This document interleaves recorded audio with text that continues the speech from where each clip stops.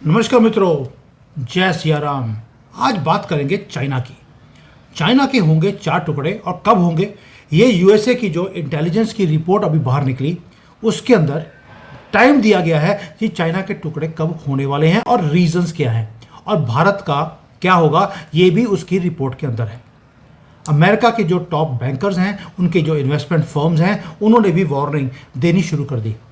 अभी तक तो स्पेकुलेशन था, अभी जो क्योंकि 5-6 सालों से हम एक ही बात सुनते रहे, चाइना के टुकड़े अगले महीने हो जाएंगे। अभी अभी काली गाड़ियाँ आई हैं, काले शीशे थे, वहाँ पे शी जिनपिंग की बॉडी लेकर गए हैं और उसको दफना दिया गया है, बीवी भाग गई है। हमने 5 साल से हम लगातार ये बातें बेवकूफ़ों की तरह सुनते रहे। लोगों ने अपनी दुकानदारी बना ली चाइना को लेकर, लेकिन आज वेस्टर्न जो थिंक टैंक्स हैं उन्होंने प्रिडिक्ट करना शुरू कर दिया यूनानिमसली कि चाइना का कोलैप्स कब होगा। जो डेट दिया है उन्होंने बोला कि 2026 यानी कि अगले साल के एंड से ये डाउनफॉल शुरू हो जाएगा। उसके रीज़न भी दिए हैं और इसमें भारत का बहुत बड़ा रोल भी है। आइए बात करते हैं। ये कोई गैस नहीं है, कोई प्रोपेगेंडा नहीं है, ये बेवकूफ़ों की तरह 5 साल से जो अब एक पागलपन छाया हुआ था भारत की मीडिया में, कुछ नहीं, हार्ड डाटा के साथ बात किया है अमेरिका के थिंक टैंक्स है। और भारत के लिए सारी दुनिया चेंज होने वाली है जैसे ही चाइना के टुकड़े होंगे, क्योंकि 40 साल से दुनिया ने एक ही चीज़ देखी, चाइना का मिरेकल। मैंने खुद यहाँ पर 15 साल में देखा है कि यहाँ पर हर जगह पे फैक्ट्रियाँ ही फैक्ट्रियाँ, जब देखो फैक्ट्री नहीं खुल रही है। स्काई स्क्रैपर्स हैं तो रातों रात यहाँ पर बन जाती, बिल्डिंग्स बन जाती हैं। ऐसा लगता था कि इस ड्रैगन की कंट्री को कोई रोक सकता ही नहीं है। लेकिन कुछ ऐसी चीज़ें हैं जो उन्होंने नहीं बताई थी कि हर मिरेकल की एक एक्सपायरी डेट होती है। किसी वक्त यूके पूरे दुनिया का राजा था, फिर जापान बना, फिर अमेरिका बना, तो ये जो म्यूजिकल चेयर है उसके बाद कोरिया के बाद चाइना, अब चाइना के बाद ये भारत के पास आने की वेट कर रहा है। और एक्सपायरी डेट लिख दी गई है दिसंबर 2026 पर, स्टैंप है कि वहाँ से लेकर 27-28 तक चाइना के टुकड़े हो जाएंगे।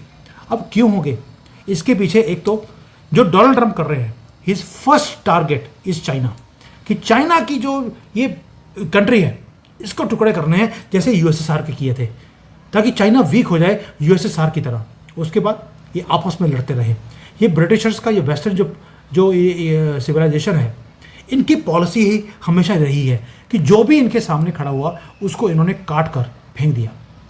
दूसरा, जो चाइना है उसके अंदर पॉपुलेशन का एक बॉम्ब बन चुका है। वर्किंग एज ऑलरेडी 40 ईयर्स की एवरेज एज है चाइना के अंदर, 39 to 40 ईयर्स। पॉपुलेशन की इतनी ज़्यादा श्रिंकेज है कि जो नई जनरेशन है वो बच्चे करना ही नहीं चाहती। और ऐसा दिखता है कि अगले 3-4 सालों में 7 करोड़ से ज़्यादा वर्कर्स यहाँ पर कम हो जाएंगे।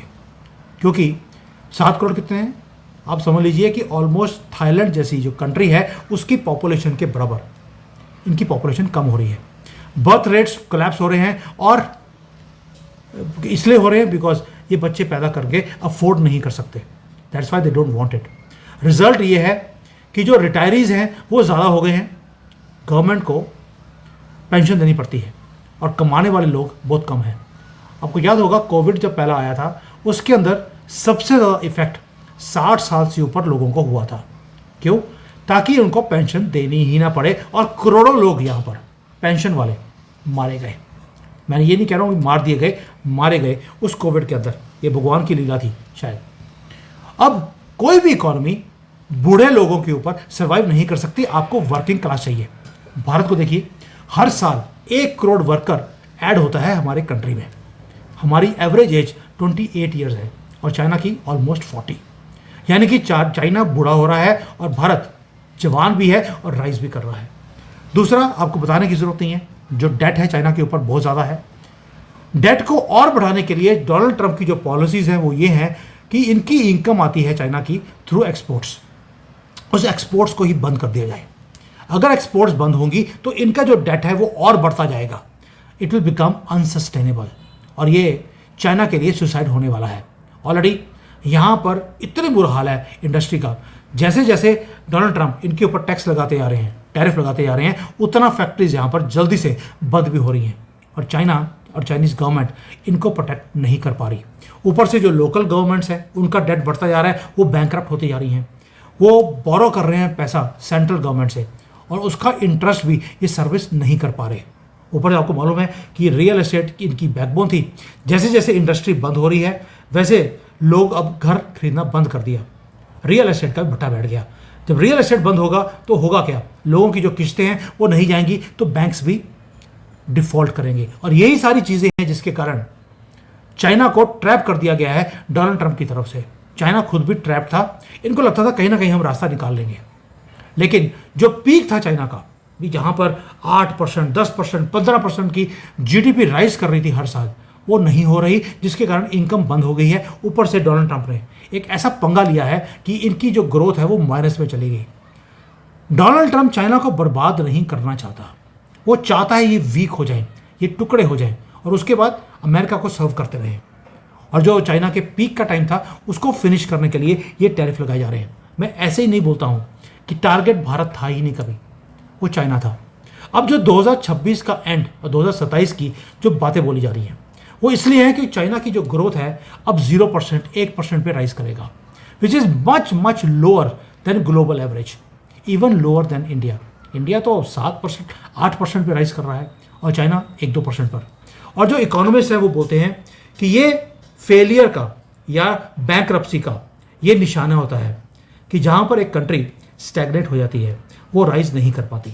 जापान 1990 में इस सिचुएशन में आया था, आज तक ये उभर नहीं पाया, जबकि जापान के अंदर तो डेमोक्रेसी थी, रूल ऑफ लॉ है, इनोवेशंस है। चाइना के पास ऐसा कुछ भी नहीं है, ना इनोवेशन है, हल्की सी इनोवेशन करते हैं, बाकी तो कॉपी है। अब जब ग्रोथ रुक गई है तो कम्युनिस्ट पार्टी क्या करेगी? ग्रोथ नहीं है, जॉब्स नहीं है, लोग सड़कों पे तो अभी आए नहीं लेकिन गुस्से में है, तो गवर्नमेंट क्या करेगी? कोई ना कोई युद्ध शुरू करेगी। वो पाकिस्तान के थ्रू भारत से युद्ध करें या भारत के साथ डायरेक्टली करें, लेकिन 28-29 में होगा, इससे पहले नहीं होगा, क्योंकि अभी तो हमने चाइना को बचा के रखा है। या वो ताइवान के साथ युद्ध करें, युद्ध करना पड़ेगा ताकि पूरी कंट्री को जोड़ा जाए। और जैसे ही ये अपने कंट्री को जोड़ने के लिए युद्ध में गए तो सैंक्शंस इतने ज़्यादा लगा दिए जाएंगे कि इनके टुकड़े अपने आप ही हो जाएंगे। ऊपर से जो ये थिंक टैंक्स हैं अमेरिका के, उन्होंने बोल दिया कि जो शी जिनपिंग है वो सेंट्रलाइज किया हुआ है पूरी पावर को। जैक मा थोड़े से स्ट्रांग हुए, क्रश कर दिया। टेक बिलियनर्स बने, क्रश कर दिया। प्राइवेट सेक्टर को डिस्ट्रॉय कर दिया, कहीं ये गवर्नमेंट से ज़्यादा स्ट्रांग ना हो जाए। और चाइना के अंदर जो एंटरप्रेन्योर्स हैं वो आज डर के माहौल में जी रहे हैं, एक एक करके वो अपने एसेट्स को बेचकर कंट्री छोड़ के वो भाग भी रहे हैं। दोस्तों, जो बेस्ट एंड ब्राइटेस्ट लोग हैं यहाँ के, जो चाइनीज स्टूडेंट्स हैं, अब वो चाइना में पढ़ना भी नहीं चाहते। वो चाहते हैं कि फॉरेन कंट्री में पढ़ा जाए और वहीं पर जॉब मिलकर वहीं पर सेटल हो जाए। इसलिए जो टैलेंट है वो भी सिंगापुर में, अमेरिका में, थोड़ा सा भारत में भी अब शिफ्ट होना शुरू हो गया। इनोवेशन है नहीं, अब ये अपने कंट्री को आगे नहीं लेके जा सकते। अब भारत में उल्टा काम हो रहा है।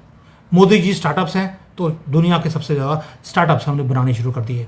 टेक सेक्टर है, एक्सप्लोर कर रहा है, दुनिया भर की बड़ी कंपनीज बेंगलोर, हैदराबाद, पुणे में इन्वेस्टमेंट्स कर रही हैं और इनोवेशन का हब भारत बनता जा रहा है। जबकि चाइना में इनोवेशन बहुत कम है, ओनली इन एआई, कंप्यूटिंग या इन इलेक्ट्रॉनिक्स। बाकी पूरी इंडस्ट्री सफोकेट फील कर रही है अपने आप को। मैन्युफैक्चरिंग है तो सप्लाई चेन्स एस्केप कर रहे हैं। एप्पल ने ऑलरेडी भारत में शिफ्ट कर लिया, टेस्ला भारत में फैक्ट्री खोल रहा है, सैमसंग, फॉक्सकॉन, पैकाटरॉन, ये सब भारत में ऑलरेडी आ चुके हैं। यानी कि जो चाइना +1 था, अब क्या हो रहा है? China minus Bharat. चाइना के अंदर कोई रहना नहीं चाहता, क्योंकि कंपनीज ने कोविड के टाइम पर देख लिया कि चाइना कभी भी अपनी पॉलिसीज को चेंज कर सकता है। शी जिनपिंग का जो एग्रेसिव एक स्टैंड है किसी भी चीज़ को लेकर, उसके कारण जो इन्वेस्टर्स हैं वो यहाँ से भागते जा रहे हैं। कोई मैक्सिको चले गए, कोई वियतनाम चले गए और बाकी भारत में आ गए। और भारत के जो फैक्ट्री लॉज हैं आपको मालूम है, वो भी हम चेंज करते आ रहे हैं। यानी कि जो चाइना 30 साल तक मैन्युफैक्चरिंग का किंग बना रहा, अब किंग नहीं रहेगा। और इसी के कारण इनकी जो इनकम्स कम होने वाली हैं and they are going to come down. अब आते हैं मिलिट्री के ऊपर।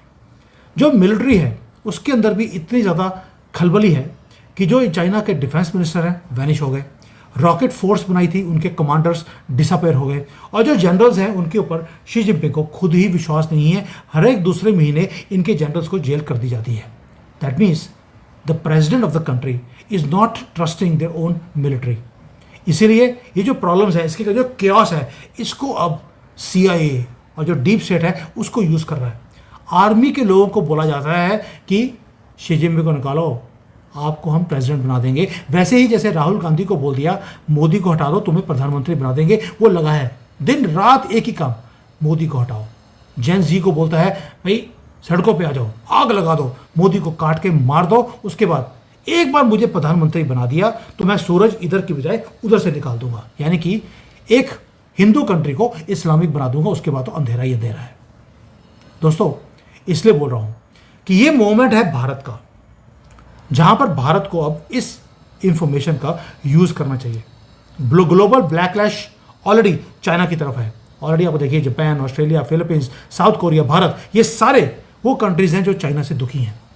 न्यू पार्टनरशिप्स सिक्योरिटी की हम बनाते जा रहे हैं आपस में, ताकि चाइना को काउंटर किया जा सके। यूरोप ऑलरेडी चाइना से बाहर निकल रहा है। अफ्रीका धक्के मारकर चाइनीज को अफ्रीका से बाहर निकाला जा रहा है आज की डेट में। अमेरिका ने ब्लॉक कर दिया, यूरोप ने ब्लॉक कर दिया। इसके बाद भी अगर भारत इस सिचुएशन का फायदा नहीं उठाएगा तो कब उठाएगा?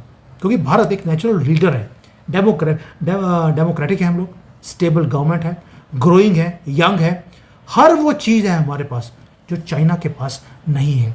इसलिए जो दिसंबर 2026 तब तक तो चाइना आपके साथ बड़ा बल्ले बल्ले बन के रहेगा, ये लिखवा लीजिए।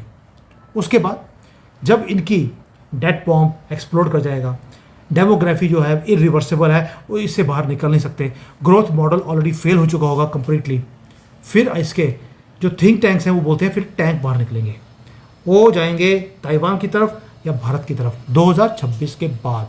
तब तक अब शांति से अब बैठे रहिए। मुझे लगता है इसीलिए मोदी जी क्या कर रहे हैं, चाइना को क्या बोल दिया, आपकी इन्वेस्टमेंट्स 500 बिलियन डॉलर तक अब भारत में ले आइए, हमें कोई दिक्कत नहीं है, लेकिन आपकी भागीदारी 20 या 24% रहेगी, उसके ऊपर नहीं आ सकती। क्यों? क्योंकि मोदी जी को मालूम है एक चीज़, जो कम्युनिस्ट कंट्रीज होती हैं ये ओवरनाइट सडनली ये गिर जाती हैं। वैसे ही जैसे पाकिस्तान के प्लेन सडनली गिर गए थे, उनकी पूरी इकॉनमी सडनली गिर जाती है, प्रधानमंत्री सडनली गिर जाता है, उनका जो आर्मी चीफ होता है सडनली बुर्का डाल के नीचे आके बंकर में छुप जाता है, बाहर निकलता नहीं है। ये स्लो मोशन में नहीं होता, एकदम से होता है। और ये जो सिस्टमेटिक अब काम हो रहा है फेलियर का चाइना के अंदर डोनाल्ड ट्रंप की पॉलिसीज़ के आने के बाद, ये अनस्टॉपेबल है। और यही चीज़ें हैं जो भारत के लिए, मैं बार बार बोल रहा हूँ, चाइना का डिक्लाइन भारत का मूवमेंट है। अब फैक्ट्रीज हमारे पास आ रही हैं, इन्वेस्टमेंट्स हमने अट्रैक्ट करने शुरू कर दिए, अलायंसेस हमने बनाने शुरू कर दिए हैं, और 2027 तक उम्मीद है कि भारत थर्ड लार्जेस्ट इकॉनमी भी बन जाएगा। 2027 ये कौन सा टाइम होगा? जब चाइना बिल्कुल नीचे आ चुका होगा, हमारा पीक पे पहुंचने का टाइम शुरू हो जाएगा। और ये रुकने वाला नहीं है, क्योंकि अब 21वीं सदी ये हमारी है। इसके पहले आपके एक दो प्रॉब्लम्स हैं, चिकन एग को बड़ा करना है, आप कर लेंगे। आपकी बाउंड्री ईस्ट एंड वेस्ट में आपकी एक्सपैंड होगी, ये लिखा हुआ है, आपको होना ही है। और जितने भी आज तक जो प्रोडिक्शन करने वाले हमारे चैनल पे आए हैं, सब ने बोला हमारी जो बाउंड्रीज़ हैं वो अगले, वैसे तो इसी साल में 2025 में थोड़ी सी बाउंड्री हमारी एक्सपैंड कर जाएगी। और चाइना का डिक्लाइन जैसे ही शुरू होगा, उसके बाद आप देखेंगे कि हमारी बाउंड्री, हमारा नाम, हमारा दबदबा, वो सारा इंक्रीज होना शुरू होगा। क्यों? ड्रैगन ने सब कुछ अभी रोक के रखा है, टाइगर राइज करेगा, और ये राइज इसकी कोई रोक नहीं सकता। और चाइना का जो कोलैप्स है वो वॉर के साथ नहीं होगा दोस्तों। चाइना एग्जॉस्ट हो चुका है, इकॉनमी एग्जॉस्टेड है, पॉपुलेशन एग्जॉस्टेड है, आइडियोलॉजी एग्जॉस्टेड है। और जो कम्युनिस्ट पार्टी का एक प्रॉमिस था लोगों को, वो डिलीवर नहीं कर पाए कि प्रॉस्पेरिटी टू एवरीबडी। और जब प्रॉमिसेस टूटती हैं तो रिजीम्स चेंज होती हैं। और यहाँ पर जो विंडो दिसंबर 2026 से लेकर दिसंबर 2027 का जो विंडो है, जब ड्रैगन ब्लीड करेगा, ये जब ब्लीड करेगा, बहुत अपने दोस्तों को साथ में लेकर भी जाएगा। अभी सबसे बड़ा दोस्त तो इनका नॉर्थ कोरिया और पाकिस्तान, और तो कोई चाइना के साथ रहता नहीं है। तो ये दोनों भी डूबने वाले हैं उस वक्त, यानी कि दिसंबर 2026 से इनका भी डाउनफॉल शुरू होगा। और this is the news which I am not giving. मैं कोई स्पेकुलेशन क्रिएट नहीं कर रहा हूँ, सिर्फ काउंटडाउन आपके सामने रखा है दिसंबर 2026 का, जब चाइना के 4 टुकड़े होंगे। और ये अमेरिका की इंटेलिजेंस और उनके इन्वेस्टमेंट बैंकर्स ने अभी से प्लानिंग करनी शुरू कर दी। थैंक यू, जय हिंद, वंदे मातरम।